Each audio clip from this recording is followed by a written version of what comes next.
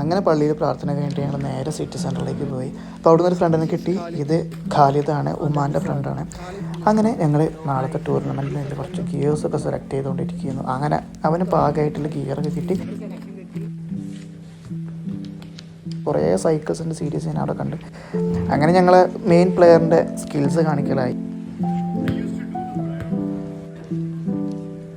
ഞങ്ങൾ കാണിക്കുന്ന കണ്ടിട്ട് ഒരു കുട്ടി വന്നിട്ട് പന്തൊക്കെ പോയി. എന്നിട്ട് ആകെ അലമ്പായിട്ട് സെക്യൂരിറ്റി ഞങ്ങൾ പുറത്താക്കി. എന്നിട്ട് ഞങ്ങൾ നേരെ സിറ്റി സെൻറ്റർ പുറത്തേക്ക് വന്നപ്പോൾ ഒരു മല്ലു ഫാമിലിയെ കണ്ടു. അവർക്കൊരു ടാക്സി ബുക്ക് ചെയ്ത് കൊടുത്തു. എന്നിട്ട് നേരെ വീട്ടിൽ പോയി ഉമ്മാൻ്റെ ജേഴ്സി ഇട്ടു. ഞങ്ങൾ ഫുഡൊക്കെ കഴിച്ചു. ചിക്കനും നല്ല ചോറൊക്കെ ഉണ്ടായിരുന്നു. അങ്ങനെ നെക്സ്റ്റ് ഡേ മോർണിംഗ് ഞാനൊരു മസാല ദോശ കഴിച്ചിട്ട് നേരെ അജ്മാനിലേക്കാണ് ഇപ്പോൾ പോകുന്നത്.